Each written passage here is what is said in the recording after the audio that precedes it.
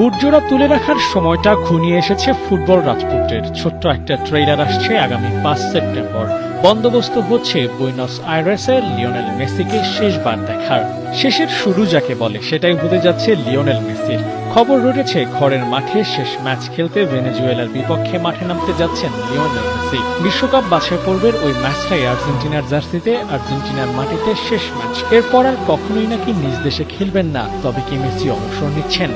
উত্তরে আছে বেশ যদি, কিন্তু মেসির বয়স, আর্জেন্টিনার ভবিষ্যৎ আর সাম্প্রতিক সময়ের গুঞ্জন এক করলে 2026 বিশ্বকাপটাই মেসির শেষ আসর। এমনকি বিশ্বকাপের কোনো এক ম্যাচেই নিজের শেষের ঘোষণা দিতে পারেন এলেমটেন।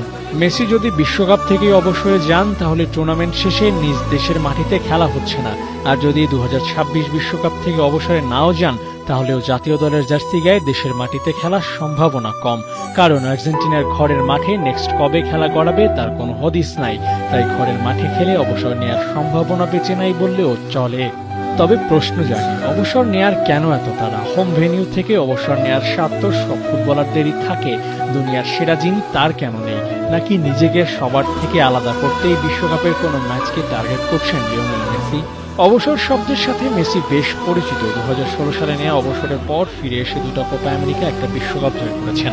এবার সুযোগ আছে আরও এক বিশ্বকাপ জিতে অবসর নেয়ার। 2026 বিশ্বকাপে মেসির আর্জেন্টিনাই যে হট ফেভারিট। বিশ্বজয়ের ট্যাগটা গলায় ঝুলিয়ে অবসর নেওয়ার পরিকল্পনা থাকতে পারে লিওনেল মেসির। তাহলে দেশের মাঠে খেলে বিদায় নেওয়ার স্বপ্ন জলাঞ্জলি দিতে হবে আর্জেন্টাইন সুপারস্টারকে। দেখা যাক বিদায় বলার মঞ্চটা বিশ্বকাপে হয় নাকি জিয়ে রাখেন